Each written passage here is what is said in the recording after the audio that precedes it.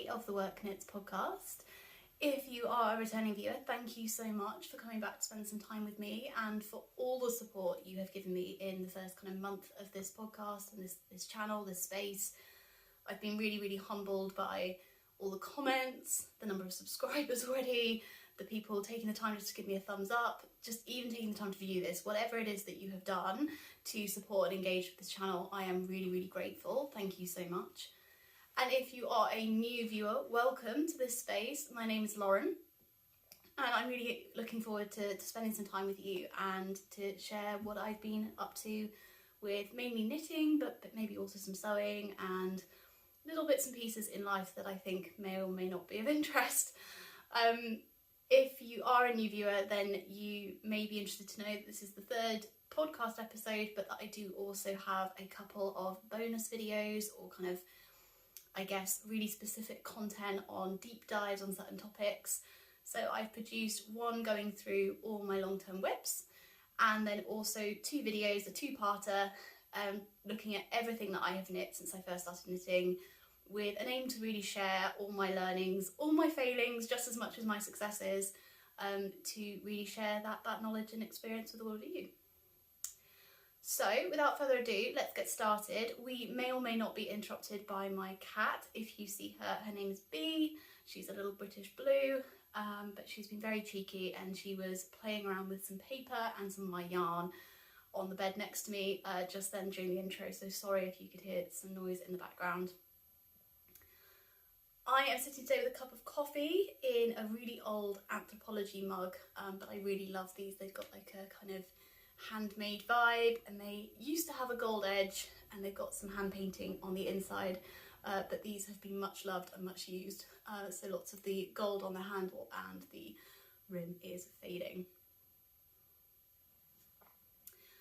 I've got quite a lot to go through today, so I would grab a cup of something, whatever your drink of choice is, and settle in with some knitting. I will also try and put some timestamps both on screen and in the description box below in case you want to jump any of the sections, because I appreciate some people have very specific things that they want to come to these podcasts for, so I'm going to experiment with using those. Do let me know how that goes. And I think other than that, let's just jump straight in to finished objects. So the first one, and if you watched the first and second episode of this podcast, you will have heard all the background on this, but the first finished object is what I'm wearing. It is the Medina top by Han Rimmon, published by Ficalana, and I have been knitting this since probably about mid-January, and I finished it last week, I think. So I'm just going to hover, like half squat, to show you this in a bit more detail. But it is a lightweight but warm t-shirt. The design is as a t-shirt. I've not modified it to make it shorter. And I have knit this up in Ficalana Saga. I will pull up my pre-prepared show notes. Yes, I have already written my show notes, so you will have them on time. But I will pull up my show notes to give you the colour numbers. But essentially, Han designed this pattern so that you hold the Saga and the Ava, or Ava, depending how you pronounce it, base together. I think the Ava base is mohair. I selected the pattern after buying the yarn, and I just saw Saga and thought, it's knit in Saga, and I didn't actually clock until I was doing my gauge swatch that it's meant to also be knit holding the yarn with Ava. So my gauge was slightly off. I go into this in great detail in my first podcast episode, I think, but I will recap here because this is kind of a finished object show. So my gauge was off by a decent amount, and I was basically knitting too tightly because I didn't have the mohair. I was achieving a much tighter gauge than Han had desired for the pattern. So what I did was I went up a couple of sizes, and what was really helpful was they had included both the finished garment circumference and the bust circumference intended for each size. So that really helped me select the size that was going to give me the right amount of ease. And yeah, other than that, it's a bottom up pattern, which I haven't done a bottom up sweater ever before. So that was really exciting. Well, no, that's a lie. I've done a bottom-up sweater in the sense that I've knit something in pieces and those pieces start from bottom, but I've never knit in the round from the bottom up. So yeah, that was a nice challenge to kind of get my head around, and I think, what would I say bottom up is my favourite? Probably not. Mainly because I'm still learning so much on like how I want garments to fit me exactly, and bottom up really can be quite a challenge to kind of get proportions right, lengths right. So with that being said, I'm very happy with where this sits on me. It's sitting kind of just on top of the waistband of my jeans. I wanted it to fit fairly flush to my body, across my chest and my bust, but I then wanted it to kind of hang loose with a little bit of like 1 to 2 inches, maybe 3 inches of ease around my rib cage and my waist. And I think I've achieved that. My other modification, sorry, flashing you my stomach, but my other modification was to do a folded hem at the hemline, then also around the neckline and on the sleeves. And I like that, I'm pleased. The original design has a really lovely rib, collar and cuffs and hem, but I wanted this all to sit a lot flatter. So overall, I think success. I need to block out the bottom bit more because it's ever so slightly fluting out. The neckline, I think, was generally a success. It sits a tiny bit proud just round here, like it sits up a bit from my neck, but I think generally pretty good. I tacked this down originally, as you will have seen in one of my others. If I get a bit closer. I've actually done a crochet over the top, and I find that using crochet, like a single crochet, is really helpful for seaming things because it gives you that stability, but it also gives you stretch. It's like that perfect combination. I was going to do the same around the sleeves, but actually I didn't want the look of the chain on one side, if I'm making any sense, and I didn't want to, I felt I had more control with the needle and thread basically for how the outside looked. You'll see I've done the hem on the sleeves in one of the contrast colours from the colourwork, this one here. The keen-eyed amongst you will notice, however, that whilst I say this is a finished object, there are errors in it, and there's going to be a bit of a redo. Oh, this is becoming a bit classic of me. I feel like at this rate, anyone watching these videos is going to think that I never knit anything that I'm perfectly happy with. The keen-eyed amongst you will notice that this sleeve is significantly bigger than this sleeve. And the reason for that is, well, I say this like I intended to do that. No, the reason this has probably happened is I deviated from the pattern again when it came to how I knitted my armholes and the placing of the colourwork. So in the pattern, she gets you to split for the sleeves part way before you, so whilst you're still doing your colourwork is what I'm trying to say. And I knew I wanted my colourwork to sit lower. Now it's actually not sitting as low as I wanted it. I wanted it like fully under my bust. But it is lower than she's got in the pattern. The pattern, it kind of comes up here. And then I knit my armholes a lot longer. And then, yes, so I knit my armholes longer. So what I think happened was I was having to kind of make up the number of stitches that I picked up for the sleeves compared to the pattern, because having made those adjustments, the numbers were never going to be the same. But what I counted the stitches, this is the first sleeve that I did, and I counted how many stitches I picked up either side of this shoulder seam along the back of the shoulder here, and I must have either miscounted those or I must have miscounted when I was picking up the stitches for this sleeve, because yeah, this sleeve is just drastically bigger. Like, you can really see when I do that. You can't see so much when it's like this, maybe a little bit, but you might just think it's sat wonky. But no, this sleeve is massively bigger, and actually I should have known because I ran out of yarn and had to do the last bit of the hem in another colour. So I'm toying with, do I just rip this sleeve off sooner rather than later because then I'm more likely to do it, or do I want to just enjoy the top and just not care for a little bit? I don't really know. We're gonna have to see how I feel. But yeah, it's a finished object. I've learned a lot. It is wearable. It's just got a slightly interesting unintentional design feature at the moment. I'm going to just refer to my show notes to double check that I have given you all the details on this. What might I have missed out? Okay, I think one thing I might have missed out is knit on 3.5mm needles, and oh yes, colourways. So in the Ficalana Saga, the main colour is colour 978, which is like their mushroom colour. And then the mustardy colour is also Saga, and that is in colour 366. And then the like burgundy purple, basically the darkest colour you can see, is colour 121. The other colours that I've used in this colour work, so the really hot pink is it's actually from a British yarn producer called Knoll Yarns. They produce massive like on the cone quantities of yarn, and this was actually a yarn intended for weaving. It's their super fine lamb's wool, like really fine, like not even lace weight, like half of lace weight.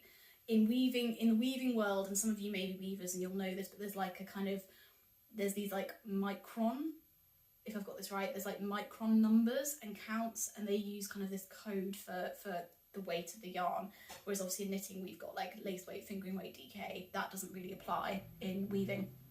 Anyway, it's lamb's wool, Knoll Yarns. I held 2 strands of it, so it's essentially at lace weight, knowing that I'd get quite a loose gauge, and also knowing that because of the way it's incorporated, it's in like stripes, so I knew it wouldn't impact the width of my knitting for those sections as much as it would have if the colour work was like 1x1 or whatever, that there wasn't going to be those floats and the difference in float tensions. So I took a bit of a gamble, but it's worked fine.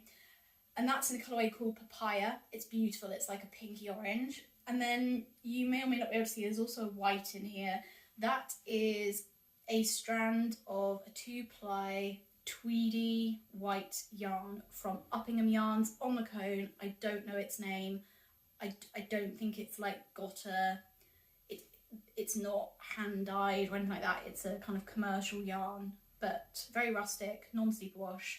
But I just had some in stash, so I grabbed a bit of that.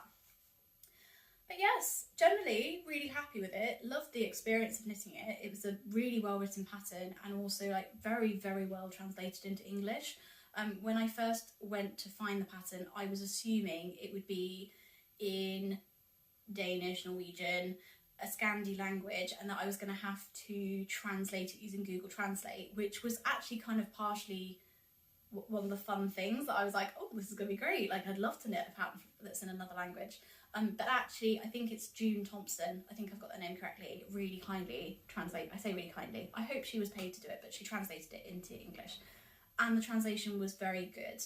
Sometimes knitting patterns I think in knitting patterns, different nations knit in very different styles, which then drastically affects the way the patterns are written. So as a whole, I'd say my experience is that Norwegian and Danish knitting patterns tend to be a lot less hand-holdy than US-based knitting patterns. So US-based knitting patterns take you through literally step by step by step, and lots of them will also link you to video tutorials. So you could really go into that pattern not knowing many things about the techniques being used, and it would teach you along the way. Whereas old style Scandi patterns, and also actually some old style English knitting patterns, they kind of assume a level of knowledge. So they're just very different, and I think that is reflected when you're then trying to translate them from a different language. There may not be words for abbreviations that they use, or kind of knitting lingo that might not directly translate. All of that to say, I think June did a really, really good job. So yes, this is my Medina top by Han Rimmon. Really, really pleased with it. I don't think I'll be rushing to cast another one on. I've obviously still got this to fix. I don't think I'll be rushing to cast another one on, just because it was quite an involved project, and obviously because for me it was my first bottom up in the round. That took a bit, but yeah, I think I would come back to it in the future. I think that's all I've got to say on that. Okay, I'm going to take a sip of coffee. I hope, as I say, that you've got something nice to drink and that you are settled in. Okay, I'm doing my finished projects slightly out of the order I actually finished them in, but bear with me. So, I'm also just noticing on camera, like, does my head even like properly fit into shot? Yeah, kind of, just about. So the next finished object I wanted to share with you is this featured in my long-term whips video, and it was an absolute farce really for me to count this as a finished object, because I literally just did one extra round on this and then wove in all the ends. What is this? This is a hand towel, and I cast this on as a project to be just like in my desk drawer for when I get in a meeting or in some training and I can feel my mind wandering. It was something to keep my hands occupied, to keep me focused. And this is knit in a Rowan yarn. I think in my previous video I said it was the glacé cotton base, but it could be the Summer Light base. They've got two kind of cotton bases, and I have a feeling the Summer Light one is more matte, whereas the glacé one is more like shiny. Anyway, it's in cotton, it's in the shade Mineral, and I essentially knit, the centre portion is knit on 3.5mm needles. It is a knit and purl textured pattern, essentially like a broken rib, but you break it in kind of long chunks. So you do 2x2 rib for, I don't know, like 5, 6, 7 rounds, or like rows, and then you do 2 rows of garter. And I got the stitch pattern from a WI, that's Women's Institute, knitting book that like a stitch dictionary that I've had since I was like 10, that I bought in a charity shop. I would link it, but I don't think they publish it anymore. But there are loads of stitch dictionaries you can find, and any kind of stretchy, ribby texture would work. And then what I did was I went around the edge of that, and with a 3mm crochet hook, I picked up, did a chain all the way around, and then I kept going round with a 3mm crochet hook. I'm going to shimmy forwards again to show you this properly. So I kept going around, and in doing that, I'm not a crocheter, so I'm kind of just making this up, just playing around. But essentially what I did was, if you picture the top of a crochet stitch and it's kind of got like 2 legs, instead of crocheting under both of those and picking both of them up, I just went under one of them, and it was always the back leg. From how I was looking, it's always the back leg that I picked up. And what that does is creates almost like you can see, it creates like rows. Whereas if you go through both legs, it creates like a holier, like a lacier texture. So I think this is really lovely. I love this way the crochet works out, and on the back it ends up really bobbly. And so I've actually used the same crochet technique. I have no idea what that stitch would be called. But I use that same crochet technique to make like face cloths, because it creates this beautiful like bobbly texture that kind of like massages your face. I love it. And then in the corners I just did some I just basically went into the same crochet stitch twice. Yeah, I think that's what I did. And I don't know if I did that on both sides or just once. I don't know. Something. I bodged it. Proper crocheters, professional crocheters, will be able to comment below and tell me what it is that I've been doing, but I've just made it up. Anyway, I'm very excited for this hand towel to be in our bathroom. We renovated our bathroom in autumn, and at the time I kind of wanted this done for then, and I utterly failed. So yeah, very excited. This hasn't been blocked, but it's a hand towel. So yeah, I think that's everything on that one. What else? So we've gone through 2 finished objects so far. I have got at least 3 more. Yeah, there's been a lot of knitting. Okay, so 2 hats, which is kind of I've knit a lot of hats over the years, but I wouldn't say hats are like my go-to, so this is quite interesting that I have so many of them. So the first is a work in progress that you will have seen on a previous episode, particularly the first episode I ever recorded. This hat is for my partner James. It is a DK weight, and again I don't often knit in DK. A DK weight hat. It's a twisted rib design, and what I did was I reversed my twisted rib. I don't know if you can see on camera, but I have reversed my twisted rib so that when the bottom is turned up, it's all showing in twisted rib.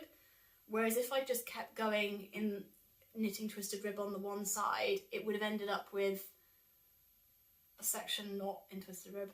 I hope this all makes sense. You may have just spotted as well this bit. Now it's showing up massively on camera, but in real life you actually can't really see this, but my cast on edge, and I discussed this in my first episode and I said I was going to fix it, and I just thought my other half really doesn't care. In fact, he hasn't even noticed it. So I did a long tail cast on and I ran out of part of the yarn, the end that's not live. I didn't keep enough yarn to do the full cast on, so then I had to like bodge the last bit, and I was going to go back in with a crochet hook and just like even out that tiny little ridge, and that would have perfected it, and I think no one would have known. As it is, my other half like wears these hats daily pretty much. He cycles into work and like dons a hat to keep his head warm, and yeah, he just like chucks his hats in his bag. So he doesn't treat them, it's not like he treats them badly, but he doesn't like treat them in a precious way. And so I'm like, well, for the extra 10-15 minutes going back in to edit something that he's not even going to really notice. Anyway, really happy with the crown decreases on this. I have written down how I did those, so I will have to get back to you on those so that I can give you the details, because I really like this. Yeah, I was really happy. And this is knit on 4mm needles in a Women's Institute DK yarn. It was gifted to me by a friend who knows I like knitting, and I've been wanting to knit it up for ages, and now is my chance. I don't know exactly what the yarn content is, but I think it does have quite a high acrylic content, but actually that works quite well given how hard wearing my other half is on his hats. Okay, and I'm back. I just had to quickly reset my phone. It was shouting at me that it was running out of storage space, so apologies if I looked like I was kind of trailing off with my thoughts there, but was just really conscious I might lose a load of video. So, excuse me. Yeah, I think that's basically what I was going to say on this hat. I think I was talking to you about my decreases, and yeah, I was really happy with those. I have experimented quite a bit, and the thing is I never really tend to write them down, and that's a real error. But essentially with this one, what I did was in twisted rib, I knit one through the back loop, purled one, and then the next two, I knit two together through the back loop. And then I did that for the whole round. Then I knit around normal, just knit one through the back loop, purl one. And on the next round, I knit one through the back loop, purled one, and then on the next couple of stitches, I knit two together. So then basically what I'm doing is I'm getting to the knit parts of the rib, two knit columns to combine, and by decreasing them through the back loop on one side and then knit two together on the other side, you're essentially creating like a kind of, you're making them combine into a point, which I thought looked really quite nice. I'm going to try and, I don't know if you can, there we go, hopefully you can see kind of, there's like an edge, my finger's going to point up here, there we go. You can kind of see they're combining together. And then I just knit, and then once I'd done that double, 3 rows where I'd done 2 sets of decreases, I then knit just straight for like 5 rows. And then I basically did the same thing, drawing 2 knit pillars together, and then knit straight and then decrease, and then just wrap my stitches, my yarn through my last few stitches. I just had to do further phone adjustments. I would love to get to a point where I can purchase a camera to do these, because I think hopefully that would reduce the number of edits based on phone storage running out. Anyway, I'm going to leave the grey hat there. I think I've said all I have to say about that. But yes, DK weight, 4mm needles, Women's Institute DK yarn, don't know the colourway, and it was loosely based, I think the original stitch count I based roughly off the Pearl Soho pattern, but the rest was just me going along with it. But yeah, I will put details in show notes. I also finished another hat in the last 2 weeks, which was a complete surprise, but I had been, so last year I bought some yarn from a yarn story in Bath.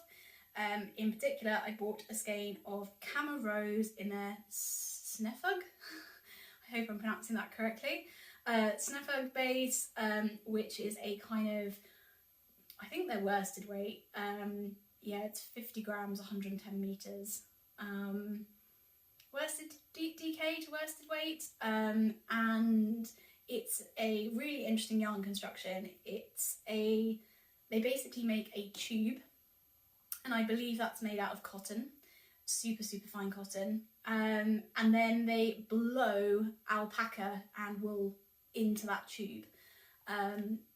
So yeah, and what I love about this is it gives this amazing softness, beautifully soft, but the cotton tube on the inside really, it gives this like structure. So yeah, I was trying to think about how best to describe this, because some yarns are chain plied, so you get these yarns that kind of almost look like they've been plaited or like rope, where they've been essentially plied onto themselves, and you create loops and you pull through, almost like you do when you use a crochet hook. And those, though, can stretch out of shape quite a lot, I find, whereas this construction, you kind of get the best of all sorts of worlds. Anyway, I'm talking around the subject and not actually telling you what I made. So when I saw this yarn, I absolutely knew that I wanted it to be a hat, and I also knew that I wanted to wear it. I had a really distinct vision of the outfit I'd want to wear the hat with. I want to wear it with, I have a black wool suit coat that I wear when I go for really important meetings, or if we go out for like a nice meal or whatever. It's like my kind of nice coat. And I wanted to wear it with that, and I knew I wanted twisted rip in the hat, and I wanted this to be like a colour pop, and then the rest of my outfit would be very simple. So, what have I knit? It is blowing out massively on camera. It is quite a hot pink, but it's got more of a raspberry hue to it than what is showing up on camera. And I don't know if I'm going to be able to get it to look the colour it is. You're going to have to kind of trust me, and I'll put a photo on Instagram maybe, because this is looking very hot pink. And as I say, it's quite lively, but it's quite zingy, but it's not quite that zingy. Anyway, really soft and fluffy in, yeah, Cama Rose, Sneffug in the colourway Hindbar. And I managed to get this hat out of one ball. It's 50 grams, 110 metres. I was playing massive yarn chicken. I had, I'm not joking, I think 10 centimetres of yarn left, that's it. And I used that to go through the live stitches at the end. It was that close. I thought I was going to have to use a ball of Knitting for Olive double soft merino, which is a base I absolutely love. I don't think they do it anymore, which is really, a real shame. But anyway, I thought I was going to have like a contrast blue top to my hat, which was not quite how I'd visualised it in my head. Anyway, so it is quite a small hat, I'm going to be honest. It's not got masses of like room at the top. I'm only going to be able to wear this when I have my hair down. And it kind of like just covers the bottom of my ears, and yeah, it's quite a tight-fitting hat. But to be fair, with the outfit that I'd be wearing it with, that's probably better than having a really baggy hat. And so not only did I knit something that I'd had a vision for in my head for ages, but I also knit a pattern that I've been wanting to knit for ages. And that is the Thursday hat pattern by Jodie Brown, who is one of the two sisters who does the Grocery Girls podcast. I probably don't even need to say that or introduce her. They are so infamous in the knitting world. But yes, I wanted to knit her pattern for ages. So what she essentially designed was, and again, shimmying forwards, what she designed was a hat with a twisted rib texture.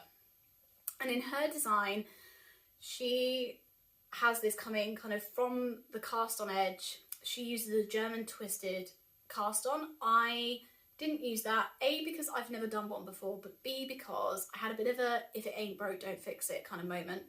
And I love the line at the bottom that a long tail cast on edge provides. I just think it looks really clean. Whereas when I was looking at the photo and the pattern of Jodie's, the German twisted cast on kind of looks like rib, so that it almost looks like someone's cut their knitting in the middle of a rib section, but it hasn't unravelled, but it's just like stayed exactly there. That's kind of what it looks like. It's almost like there is no beginning, if that kind of makes sense. And I wanted a very like clean beginning, a very obvious one. So on that same note, Jodie calls for you to go straight into the twisted rib design, not just like normal rib, straight, like with no break from the cast on. I really wanted these little like triangles that she's created to really stand out, and so I knit a couple of rounds plain after the original 15 rows to kind of create a break. She then gets you to knit the background, so to speak, all in purl stitches. I did that for until I'd reached the top of these triangles, mountains, whatever you want to call this. So I knit these sections in purl and obviously in twisted rib here. She then continues 2 of the ribs all the way up to the top. Again, I modified slightly. I hope she'll forgive me. I did a couple of repeats of the round that she suggests you keep doing, and I just cut it off at a certain point. At that point, instead of doing loads of purling, which also, like, my purl gauge is different to my knit gauge, so I also thought in terms of playing yarn chicken, doing my knit gauge would give me more certainty about how many rows I get out of that ball. So I turned my knitting. So I went from purling, to do that without creating a huge hole, I kept my yarn in front, slipped a stitch, wrapped my yarn around it, turned my work, slipped that stitch back, and then put my yarn back. So essentially what I've done is wrapped my yarn around a stitch, and what that helps is to kind of seal up what would otherwise be a hole, where you essentially have stopped knitting in a spiral for a moment and you've reversed. So I then knit my way round the whole thing. And what else did I modify? She recommends when you go to do the decreases to go up a needle size. Again, because I was playing yarn chicken, I kept my needle size the same. I knit this on 3.75mm needles, so really quite a tight gauge for this yarn. And I did her recommended decreases, and then I've obviously got the little hole. I might put a pom-pom on this if I can find the right pom-pom. I haven't ever bought a pom-pom for a hat, so that might be a nice experiment. But yes, I'm very happy with it. It's exactly like what I had envisioned. And I think it's knit up beautifully, and I really love this yarn. And given that Knitting for Olive, I don't believe in doing that double soft merino anymore, I think this is going to be a very good, equally lovely alternative. So I'm very excited to be wearing this. I think it will pill a little bit, but I think that cotton core will keep a lot of the soft yarn at bay. So yes, next finished object. So just to recap very briefly, we've done Medina top, a hand towel, 2 hats. I'm going to duck down to get my next project. So the next finished object, and this is very exciting, is going to be a pattern release, and that pattern is going to be coming out tomorrow. So if you're watching this on the day that this podcast released, today is Friday the 10th of March, and the pattern is going to be released, fingers crossed, in the afternoon on Saturday the 11th, afternoon GMT time. And yeah, I'll put a post out on Insta when it's up. But the pattern being released is my Time to Decompress socks. Here we go. I've got a pair. If you've watched my other episodes, you know pairs are not my forte. I have a pair, I have done a pair, they are the same, they both fit. This is a miracle. So I'm going to spend a little bit of time on these.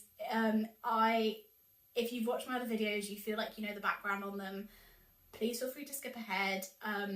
But yeah, what can I say about these? So this is going to be my first sock design. They are knit up in work.knits socks, yeah, fingering weight base, in the colourways Almudine, which is the orange, and Chryso, which is the kind of turquoisey blue colour. These are colourwork socks, but very kind of potato chippy, hopefully quite like enjoyable, not too like mentally taxing.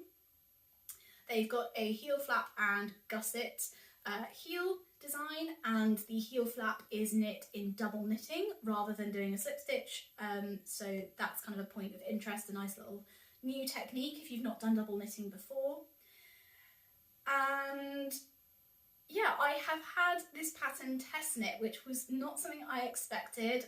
If you have kindly purchased any of my patterns that I've already got on Ravelry or are thinking of doing so, a heads up that I haven't had my patterns test knit. It's one of the reasons that I have put the price point as low as I possibly can, because I'm aware that designers charging more tend to have had them tech edited and test knitted.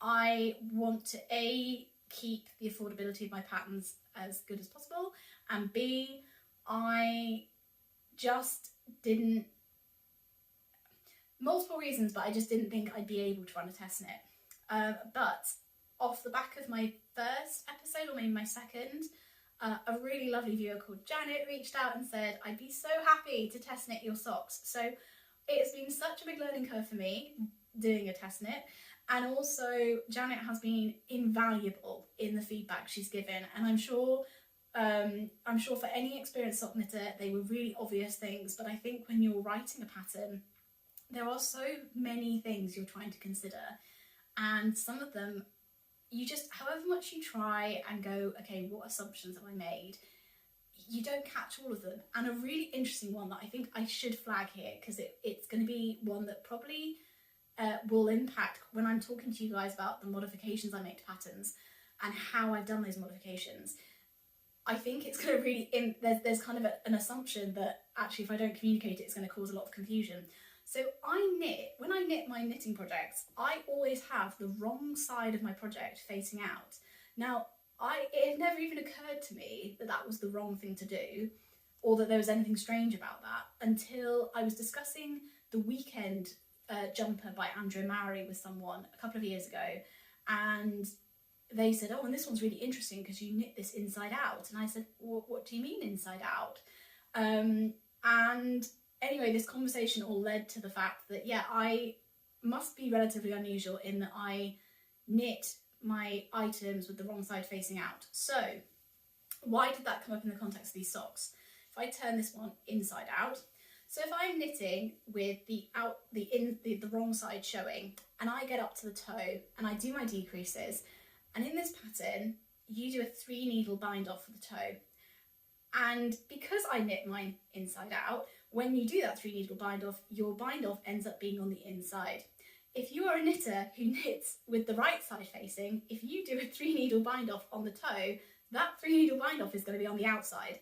So it's things like this that having test knitters is so invaluable, because that just would not have occurred to me. Like, it wasn't in my pattern, and Janet very sweetly sent me this photo being like, I'm a bit confused about this, why is there a 3 needle bind off, because this looks awful. And I was like, that's supposed to be on the inside.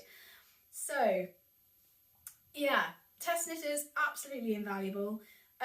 Compared to this sample knit, we have moved the bore marker in the beginning of round. What else have we changed? We have changed some of the decreases and how we do those. We have changed the instructions around the 3 needle bind off, making sure that your sock is inside out at the point when you do it. And I have also, because this colour work is quite potato chippy, I had written it in written instructions because the charts would be tiny, but we have now included charts. So all of that to say, I'll be releasing these tomorrow, and they are knit The pattern gives instructions for 56 stitch, so circumference, 64 and 72. But I have tried my best to also give instructions for how you'd calculate for other stitch counts, whatever your preferred stitch count is. I would flag, and Janet mentioned this to me as well, I don't think these are probably people's first colourwork sock pattern to follow. Whilst the colourwork itself is very simple, I think because I am not an experienced enough sock knitter to be able to hold a beginner's hand enough at the moment. I know that sounds a bit counterintuitive because I myself am early in my knitting journey for socks, and therefore I should know what beginners are thinking about, but actually for pattern designing, I think to write a pattern that is beginner friendly is actually a really, really fantastic skill that I do not yet have. So yes. Oh, that feels like a lot of info. But yes, I really love these socks. I have knit these up in a 64 stitch count. I actually need to check in with Janet on what stitch count her socks are. She probably has mentioned it to me somewhere and I've just missed it. But I will put these up on Ravelry. I will also put the pattern on my website in case anyone still has issues with Ravelry.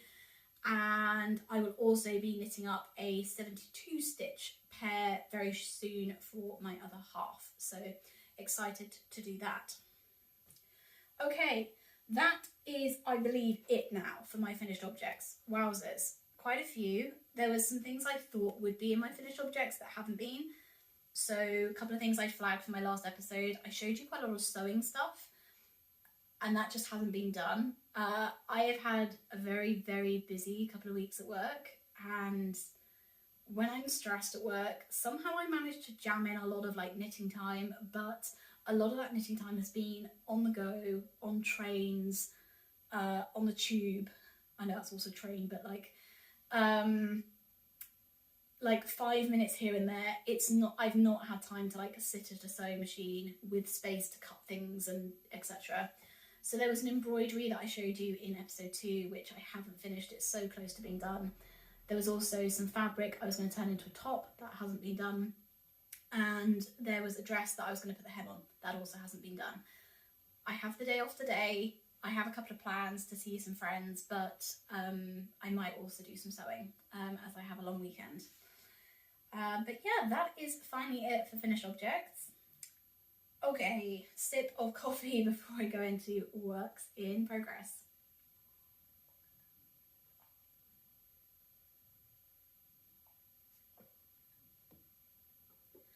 Okay, and reset. If I was speaking too fast, if I speak too fast at any point or too slow, I found out from another YouTuber that you can, when you're watching stuff back, speed stuff up and slow it down. So please feel free to tamper with that if I was speaking a bit fast just then. Okay, next up, and I'm just thinking how best to show this. Sorry for the rustling. Okay, got my knitting bucket. So last podcast episode, I showed you a self-drafted raglan that I had started and was knitting in Wool Dreamers Manchalope, which is a kind of unspun pencil roving yarn in a kind of stone colour. I was holding it double on 3.5mm needles. Well, this was originally going to be just a plain raglan sweater, all in the Manchalope, and I was talking to you about trying to get another cake because I didn't think I was going to have enough. I've got 2 cakes and this is my first one and how much I'm through with that. I don't even know what happened. I went completely rogue, and if you follow me on Instagram you will have seen, but I just started adding in a load of colour work. So this has evolved. Oops, my bag of scrap yarn is now on the floor. This has evolved massively. So this is probably looking quite bizarre at the moment, and it's probably looking quite small for me. Don't panic. So trying to press out all the colour work here so that you can really see it. What have I done? I have got a really, really wide neckline. I'm going to go back to this pickup stitches, bring it in, and then do a really, if I can, quite a big roll, turtly neck, roll neck collar. I brought in the colour work because I was on a colour work kick. I went through my stash and just sorted everything, and I have a whole bag. This is in a really cute bag from Beautiful Knitters. A whole bag full of like one-off cakes of fingering weight yarn. This is a Jameson Smith 2-ply jumper weight in one of their grey shades. I've got like little tiny balls of whole super soft, again 2-ply, but like it's not enough to do any project of its own. And I'm putting all those scraps into this colour work, and I'm just going with whatever makes me happy. And the reason it looks so small is I haven't actually finished what would be the armhole yet. I am steeking this. So you might be able to see down the side, I've got some steek panels, and I'm pretty close, I think, to getting to the point where I no longer want to steek. So I will need to, I say this. So I did this first. You might be able to see there's kind of two holes. So this first steek panel, that was supposed to be a steek for the armhole, and then I was just going to knit the body straight with no steek. But having looked at it, I think that body, I'm wanting something really oversized and comfy and like very much like a, oversized, comfy, almost like a I've knit my boyfriend's sweater kind of look. And so what I might actually do, because this is still not going to be wide enough for this to be, really oversized on me, I might steek the whole side of so I'm going to knit the whole thing in the round, and I'm going to steek both the sides.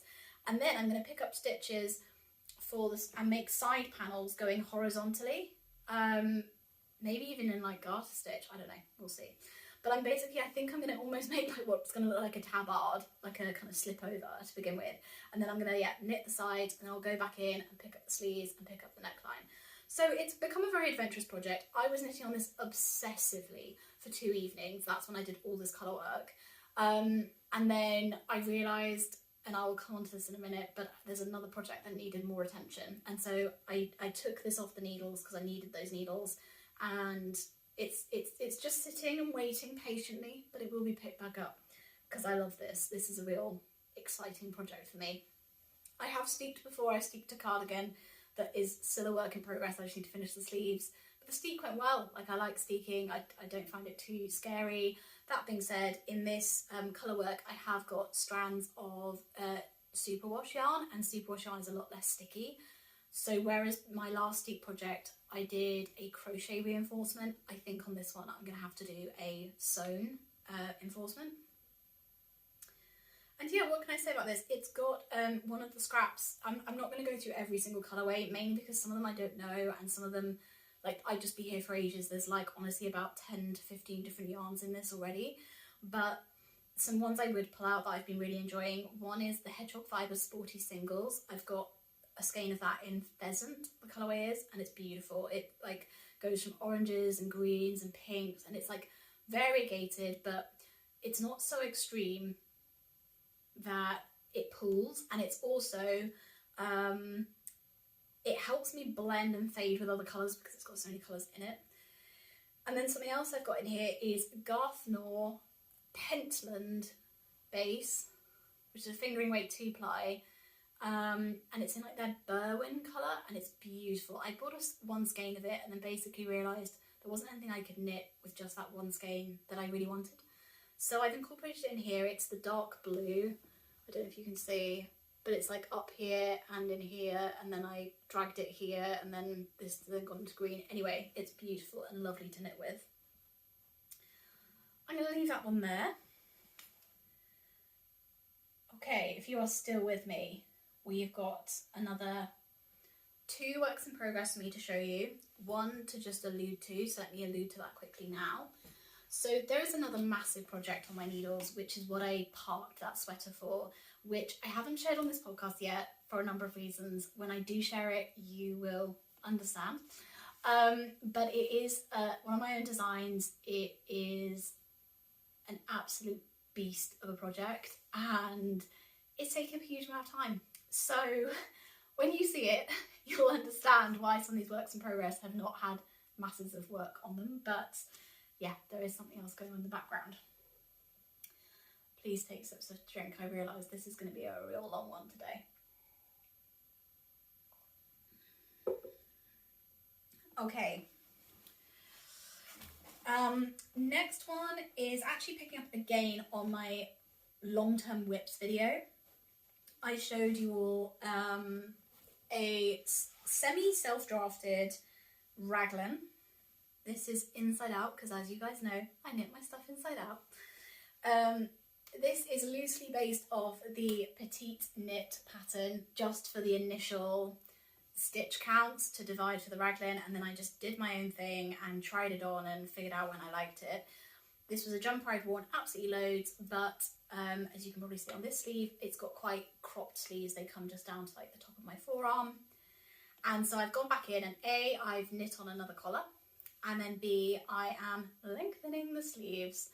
So I mentioned this in, as I said, in my long-term whips thing, and just said, look, I just need to get going on the sleeves. The main reason I've been putting it off is, instead of just re-knitting the whole sleeve, I basically frogged the cast off, and then have just picked up the same stitch count. So the sleeves will kind of be loose fitting up here, and then they'll be tight fitting and ribbed on my forearm. And I just wasn't sure how that was going to look. After recording that video, that gave me the kick up the behind to actually just figure out whether I'd like it. So I tried it on. I love it. So I'm going to hopefully whip through this sleeve and then go and replicate on the other side. It, in theory, shouldn't take long because it's the narrowest part of a sleeve, but I'm quite slow at knitting rib. I don't know about other people, but I'm an English style knitter, and it just, yeah, I'm slow with rib. And also I can knit stockinette and colour work actually without looking, but I can't knit rib without looking. I just haven't gotten over that hurdle yet. So when I'm knitting a rib, I am quite focused on it, and then yeah, that's not as relaxing. Anyway, another edit that I want to do, I need to block this collar to see if it'll sit any flatter, but as you might be able to see, it's kind of flaring. So the other thing I might do is go in with a crochet hook in the same colour yarn, but just crochet around the top, and that should cinch it in but keep it stretchy.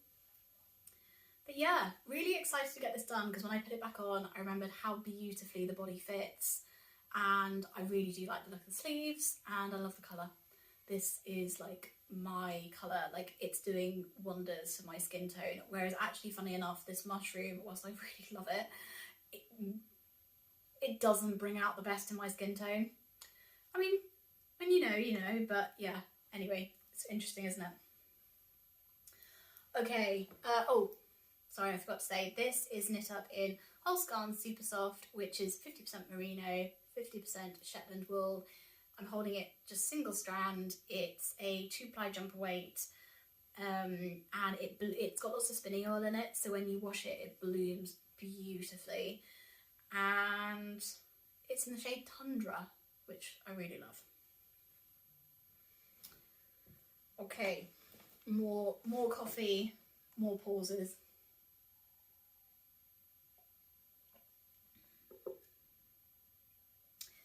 This last work in progress that I'm going to share with you today, I'm really excited to share. It's not had as much progress on it as I wanted it to. So for those of you who watched my second episode, I have purchased some yarn from Pixie Yarn, who is a hand dyer in Somerset in England, which is where I live. And I had this design in mind to knit a pattern that was like an homage to Somerset. And Somerset, for those who don't know, is cider country in the UK. We've got so many apple orchards, and I think in my last video I was trying to remember what the word is for like the place where they produce cider, because it's not a brewery, and apparently, having looked this up, it's actually a cidery or a winery, because it's the same process as wine. So we have lots of cideries here. So I wanted to create a design with apples, and I couldn't find any patterns online with an apple motif, and I couldn't even find any stitch dictionaries with apple motifs. And it turns out it's because it's a really difficult motif to design. I knit a hat, and I've made my apple motif, I knit a hat, I did it in colour work, 2-stranded colour work. I finished it, I showed it in the last video, but I think I said that, you know, I wasn't happy with doing the motif in stranded because no matter how you catch your floats, the floats were showing through and were affecting the fabric. Like even if they weren't, where they weren't showing, they were kind of, you know, pulling the fabric. And that could be just my knitting capability, or it could be that just the number of stitches that are actually being knit in between floats is just not enough. I don't know. Anyway, so I said I was going to frog that, and I was then going to knit a very simple cowl and then duplicate stitch the apple motif onto it. And long and short is I've made some progress. So this is my lovely cowl. It is 140 stitches. The main colour this grey is Pixie Yarn's Mizzle colourway on their sock base. And I have just done a folded hem at both edges. And then I am in the middle of duplicate stitching, and I don't think the lighting's really doing this very many favours today. I'm duplicate stitching on apples, and there's going to be red and then green, and the green just need their little leaves. So I've done a whole round of the red, although most of them are minus their leaves, and then I'm just starting the green. And I'm kind of alternating the starting point of them so they kind of interlap or like intersect. What am I thinking with this? I absolutely love the yarn from Pixie Yarns. I love the idea of a project, as I said, that is homage to Somerset, also supporting some other Somerset makers. Do I think I'm going to be able to release this as a pattern? Probably not as a kind of whole like finished design thing, but what I could do is release the motif and to show some product pictures of how I've applied that motif, and then leave it up to the knitter as to whether they duplicate stitch the motif or whether they colourwork knit the motif, because there'll be some more talented colourwork knitters than me who are able to make that all work. So I think that is what I might do, because the duplicate stitch, the reason I thought this would work better is you keep the stretch in between the apples because it's not constricted by floats, and you can yeah, but you're kind of still generating that intricate detail, and I think that is working, but it is really time consuming covering an entire cowl with duplicate stitch. And the other thing is, with these little leaves, they're such small portions of colour that I've ended up carrying some of my yarn across the bag, and then that kind of ends up undoing the whole point. I mean, not completely, it's still got more stretch than the hat did, but the inside could look quite messy is what I guess what I'm trying to say. And there's lots of like tiny little ends on each apple. It's just, I think the idea is there, I haven't got the execution yet.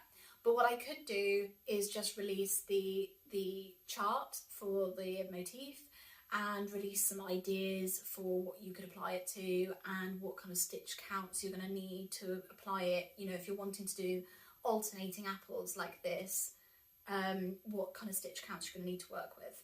So I think that's where I'm up to, but I cannot speak more highly of the yarn. The yarn, I bought the yarn myself, but Pixie Yarns did very kindly kind of help me pull together a set that wasn't otherwise available online, so that was very generous of them. But yes, it's a beautiful, so that the background is Mizzle. The pinky reddy gorgeous blend, I don't know how well you guys will be able to see this, there we go.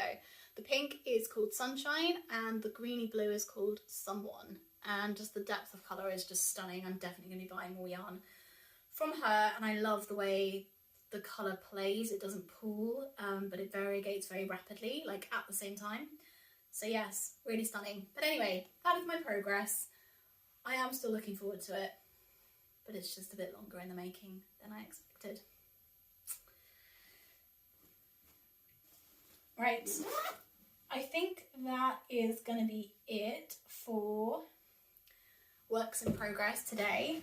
I was going to do a couple more sections on yarn acquisitions, which I've got a couple, like just a small set of yarn acquisitions. I've got some future knitting ideas, but maybe I might need to leave those to the next podcast episode, let's see. And I got a couple of comments on previous videos and over on Instagram, just like asking for a bit of background on me. So that won't be everyone's jam. I will leave that right until the end in case people want to skip that bit. But yeah, I was also just gonna, now that there's almost 300 of you following along and more viewing than that, I was just going to give some background. So, yarn acquisitions, again, if this is not your thing and you want to skip, timestamps are below. For those of you who are interested, let's do a quick look at what I've got. Rustle, rustle. Okay, so I have tended not to knit worsted weight projects because worsted weight yarn is quite expensive to get the meterage. Obviously you're paying for like the amount of fibre and processing, and a lot of worsted yarns are quite dense in terms of how much fibre they've got in them, and therefore they're quite expensive, and then there's a lot of processing involved.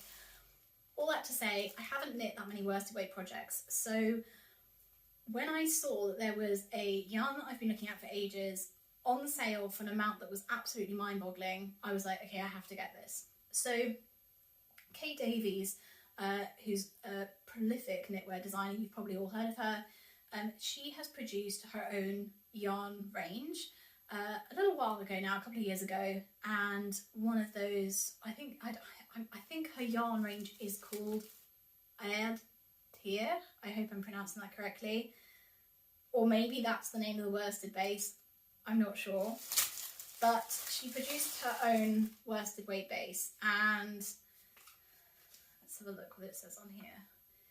So it's just got Tier on the label, and it may be that she only produced a worsted weight yarn, so maybe it is both the brand name and the base name, but it is a 60% Highland wool, 40% alpaca yarn. It's 50 grams is 65 meters, 71 yards, and this particular shade is Glameig. It's kind of like it's like a reddy brown burgundy colour. It's coming up more red on camera than it actually is. But this yarn normally retails at about £8 a skein, so for 100 grams you're looking at about £16 in the UK, which is completely reasonable given, as I say, the work that goes into the yarn. But I have just, it's not been in my budget at times when I've wanted to knit with it, and then at other times I've been distracted. Anyway, this was on sale on and I've written down the website. This was on Black Sheep Wools for £3.99 a skein, which meant that I could get 8 skeins for £30 in the UK. I'm sharing these details not, I know that some people don't necessarily like to discuss the cost of yarn, but I think it's important if there are people who've wanted to knit with a certain weight or a certain particular yarn, if there are times you can find it that makes it in your price range, I feel like it's good to be able to flag those opportunities to people. So I'm not necessarily raising an opinion on whether £30 is too much or not very much money, or like I'm not stating anything about the amount, I'm just being factual that that's what it was. And so I've got 4 skeins of the colourway that I've just shown you, which is Glameig, and then there we go, and then I also got a second colour, 4 skeins, and this colourway is called, oh dear, I'm going to really butcher this name, Camus Darak, and again Highland wool, alpaca, same base. So 8 skeins total, 4 of each colour, and I could knit these into a garment, but I actually think I have been craving knitting up a like highly cabled like bib or collar. I think in Canada they call them dickies, and in the US, but like basically something that you throw over your neck and it kind of comes partway down your front, partway down your back, and has a collar that you can wear under coats, and it kind of really like, it's like a scarf but less bulky, and it kind of covers more surface area on the front of your body. I really want to make at least one of those, so I think that's what this is destined for. And I think the alpaca will really suit with that because it will kind of curve and drape around the curves of your neck, but it's not going to be taking a big load that will make the alpaca content stretch. So I'm really excited. So you may see me with some works in progress on the needles relating to this next time. Okay, I think, oops, I've just dropped that on the floor. We're just going to go for it. Oops a daisy. I think that brings us quite nice. So that was it for acquisitions. And I will put the details of the website that I got those from on my show notes. And yeah, you won't see massive acquisitions from me. I don't have budget to be buying yarn all the time. That being said, over the last 7 years, I've acquired a decent amount of stash. The company that I work for, during lockdown, also had a subscription to a wellbeing site, and one of the things you could get on there, you kind of got a budget to spend on things that were wellbeing related.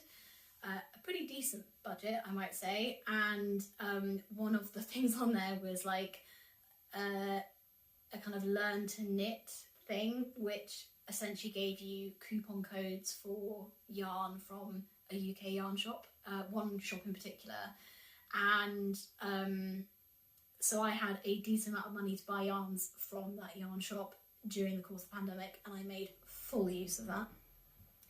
So that was pretty handy. But otherwise, yeah, you won't see me with massive acquisitions.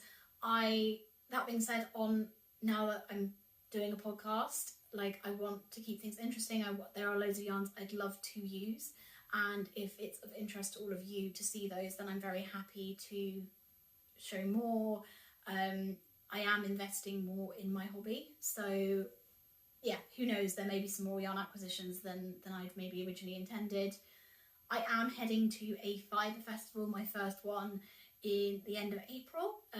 It's over in Wales, so really looking forward to that, and hopefully there will be some yarn acquisitions from that, but I should imagine between now and then there won't be many more.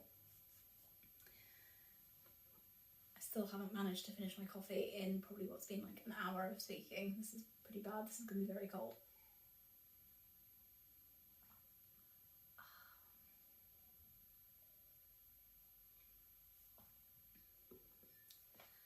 Okay, if you're still with me, then I figure you're not going to mind me talking about future projects or future knitting plans. If you want to skip this though, and either want to skip this and say bye for now, then understood. I think I will also do the section on just a little bit of context and background, so feel free to also skip ahead to that bit. So future knitting plans. I mentioned about doing a kind of cabled and textured collar or bib, so that's definitely on the cards. Actually, I've just seen that Wool and Pine Designs have just released, or are about to release, the rock, is it the Rockborn vest? I feel like my notepad on here has auto-corrected that. I'm not sure it's called the Rockborn, it's Rock something. Maybe the Rock Haven, yeah, anyway. They've just released, or about to release, a new sweater, a new vest that is very cabled, so that might feed into my thoughts and my plans, although I think they've knit that up in a fingering weight yarn, so the Kate Davies wool I've just bought won't be suitable. I also was watching the My North Knit Corner podcast, which is hosted by Anne, who has been a original supporter of my podcast and is quickly becoming a favourite knitter of mine. She has recently knit the Cargill cow, which is designed by Rebecca, who is the Creya Bear on Insta, and it's got this beautiful textured, it's almost like a textured rib. I don't know if it's made out of cables or if it's made out of kind of slipped stitches. I'm not sure. I need to purchase the pattern, but it's beautiful, and it's knit in fingering weight and mohair, but I'm sure you could kind of get gauge on a sport or a DK. So I'm really looking. I think I'm going to purchase that pattern, and I think I've got some yarn I might want to knit that in, and then that would actually go really quite nicely with the Spring Sorrel top by Wool and Pine.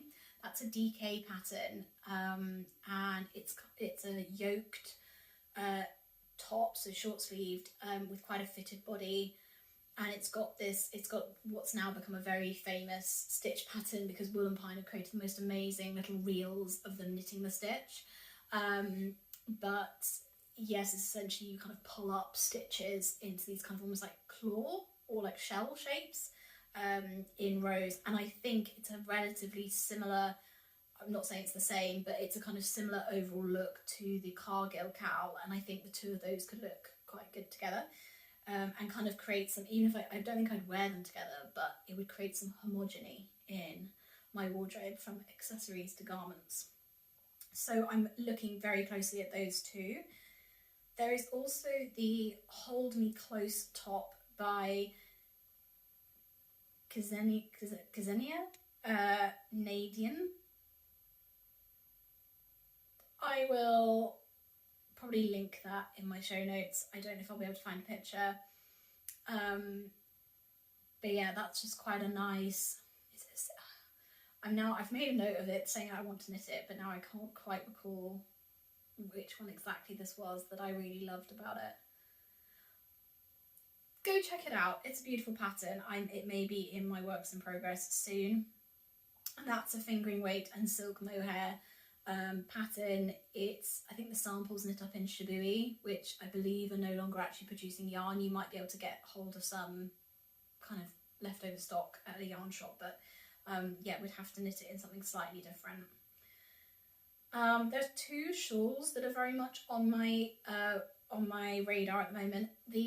I showed you in my Everything I've Knit videos a couple of shawls that I've knit and accessories that I've knit by Moonstruck Designs, and I couldn't remember the name of the designer.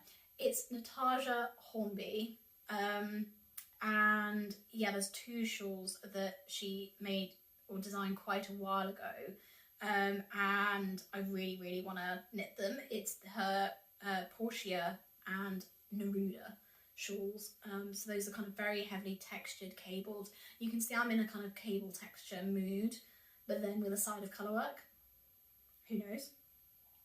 And then very finally, I would love to knit the Casper sweater, which is a V-neck sweater by Johanna Gerrich, who is Colobri by Joanna on Insta. I hope I'm pronouncing their name correctly.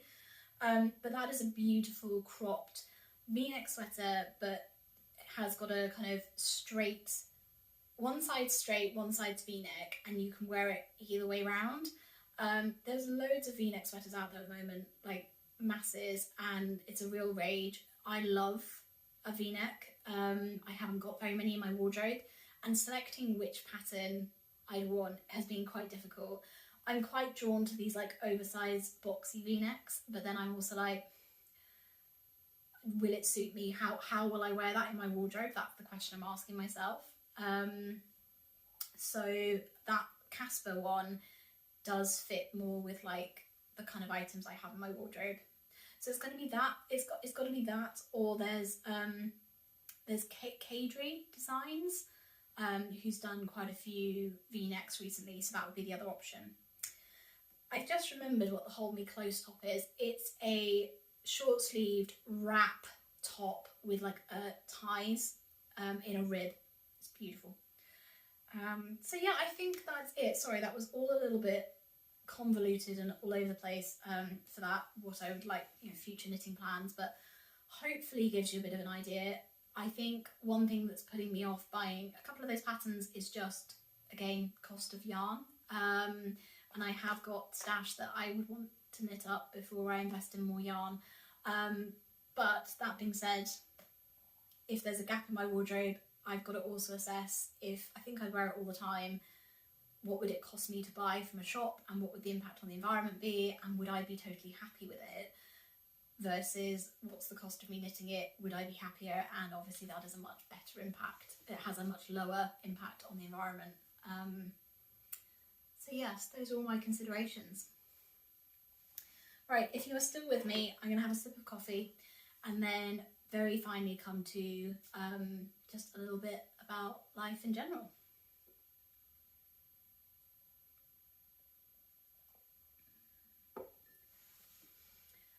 Okay, so It feels a bit strange, really, to be sharing about life in general, but at the same time, as I've mentioned a few times, I am a podcast watcher myself, and you become very invested in people, and you're spending this time with me, and I think, you know, context is always key to things, and yeah, I just want to be as real and open as possible, whilst also, like, there are some details that are just either not interesting or it's just not appropriate to share. So we'll see how often I kind of do these sections, but to kind of give a broader introduction to myself. So as many of you will know, I live in the southwest of England. I've mentioned it a couple of times. I promise I won't be mentioning that every podcast in great detail. But we moved here from London. We were in London for 5 or so years. When I say we, I mean myself and my other half, James. We met when I was 18, at the very beginning of my university life. We met via a sports club we're both very heavily involved in and have been together ever since. So we are approaching 8 years together, which I'm also giving away my age by saying I'll let you do the maths. And we were together in London for about 5 years, and then he was training to become a doctor. And on becoming a doctor in the UK, the way that things work is that you apply via kind of a national system, and you get to kind of rank the different areas you might want to live and work in, but ultimately you kind of just get told, like, this is where you're going to be. So you say, okay, I'd like to live in London, but then London jobs are so competitive that you might not get one. So if you don't rank anywhere else in the country, then, as in if you don't say that you could potentially live in any other areas, then you might just not get a job. So there's this real strategy around how you deal with this. It's a really big issue, actually, probably one that most people don't really know about unless you know a medic. But it is probably one of the harsher parts of being in the medical profession in the UK, is that, yeah, you just don't get very much say over where you're going to be based. So in 2019, he was allocated a role in the southwest of England. It was great for me because I actually grew up close to here, but at the time I had a job in London. So I set out looking for a job that would progress my career, but would also allow me to be with him. We'd been together for kind of four or 5 years, and I didn't really want to go long distance. So I was fortunate enough to find a job close to where he'd moved to that was also an advancement in my career. I moved down to the southwest in 2019, actually the December of 2019, which now, with the benefit of beautiful hindsight, was perfect timing, given that in the UK we went into lockdown because of the pandemic in March 2020. So I really, I think looking back, career-wise, I could question whether, with the benefit of hindsight, whether that move to that other role was the best thing for my career. But at the same time, what I really can't question is the fact that that move was so perfectly timed. So we have been living together in the southwest for close to three to 4 years. I think this is our 4th year here. No, 3rd year. No, 4th year. Maths.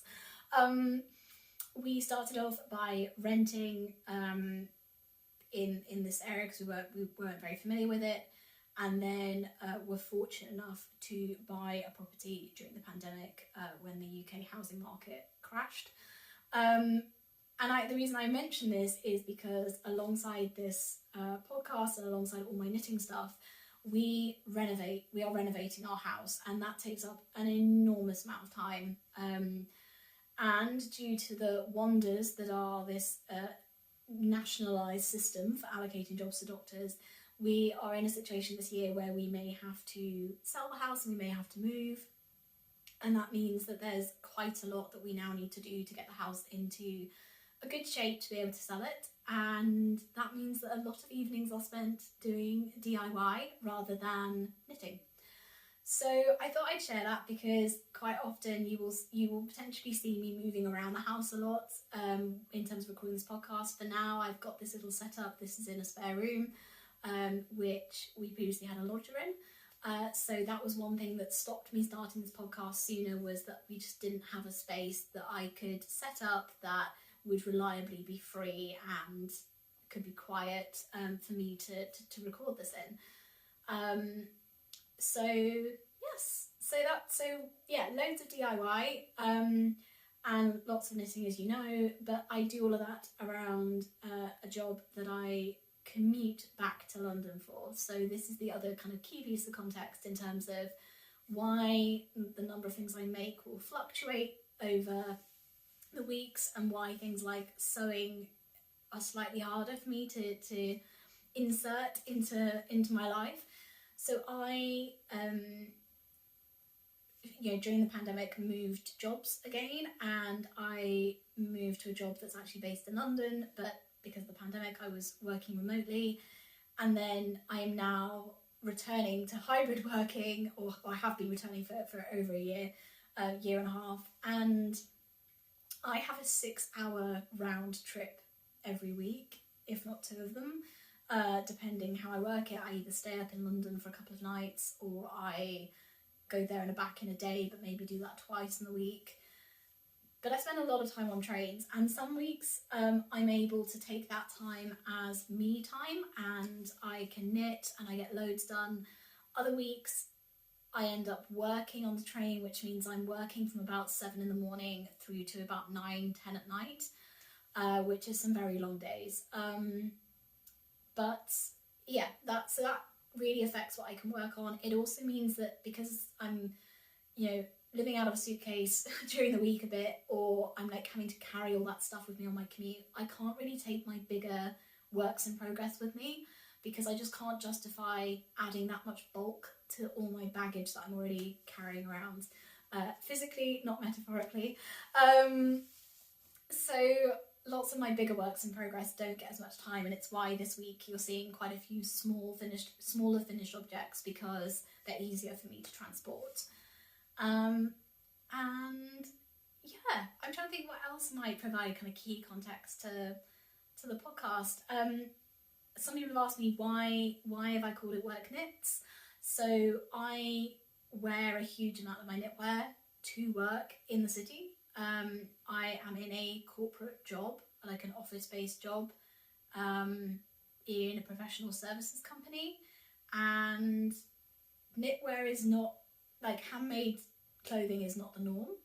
So lots of people ask me where I get my clothing from, and then I get into a whole conversation about the fact I made it.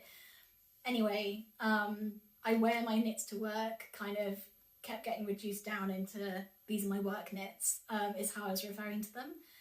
And I then started a small knitwear business using a vintage flatbed Brother knitting machine that I picked up off Gumtree for like 50 quid, not knowing what they were worth, not knowing how they work, which was an absolute steal, and I loved it, and it's really served me well. I don't use it on the projects that I share on the podcast. If I ever do, I will flag that it's made on a knitting machine, because they are very different skills and very different.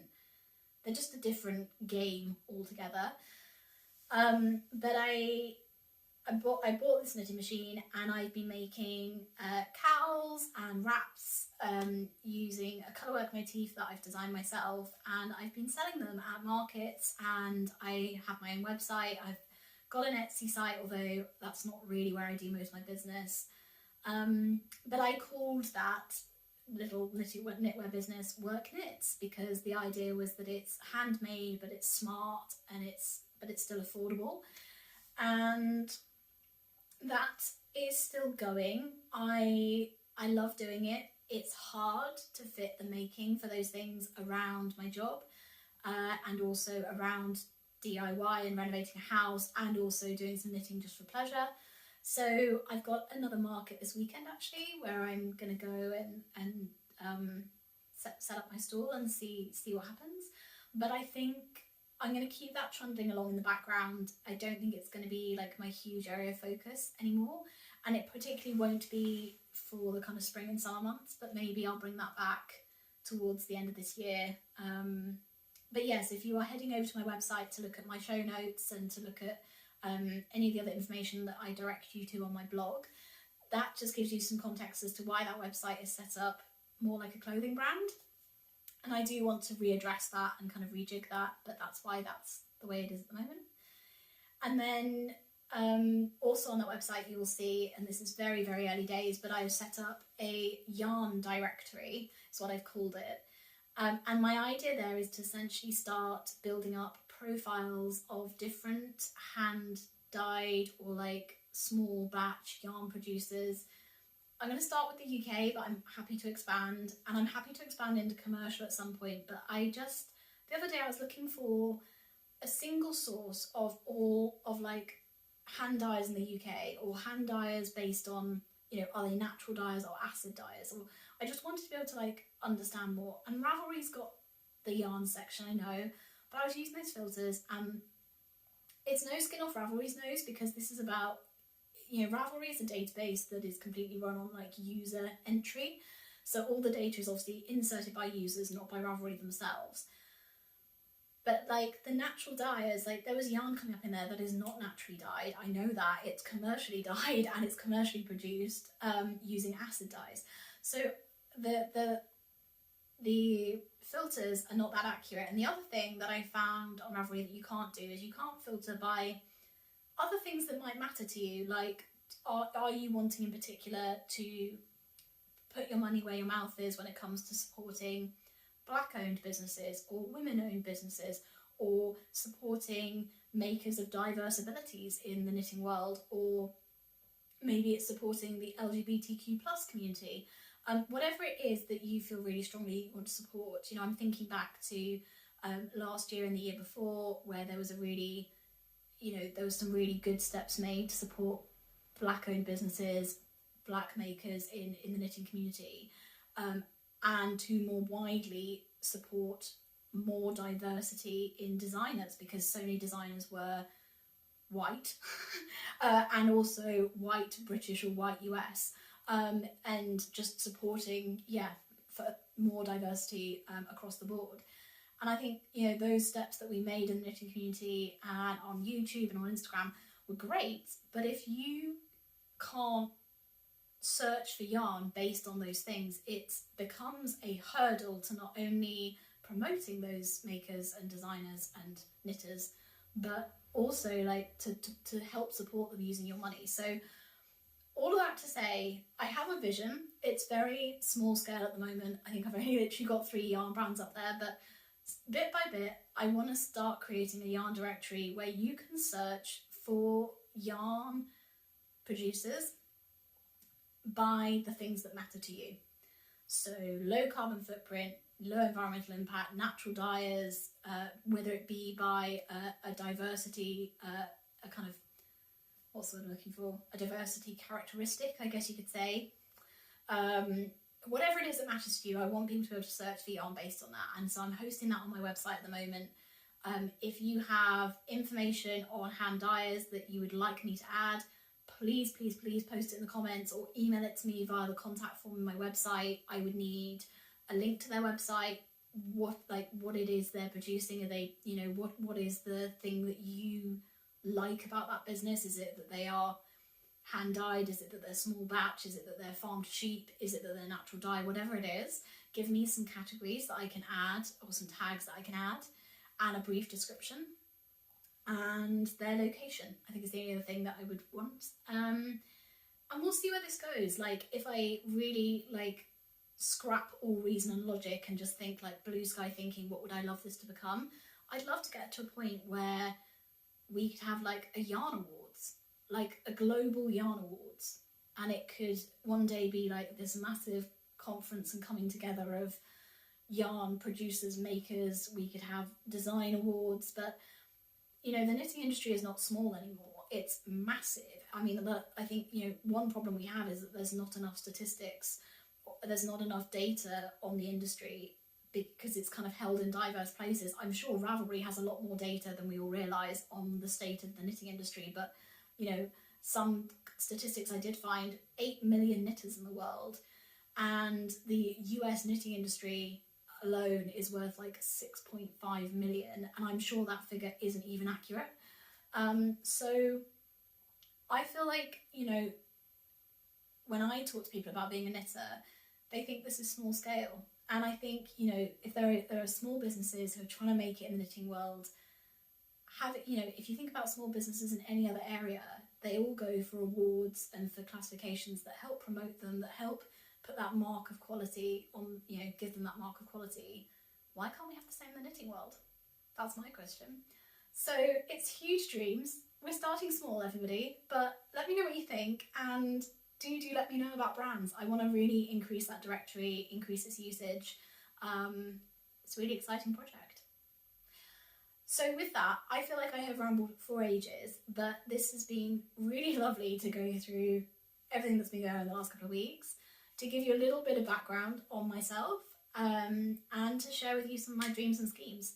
So I hope this has been of interest. As always, let me know down in the comments if you've enjoyed this episode, if there's any feedback you have for me, room for improvement, or that you loved it. Either way, I want to hear all about it.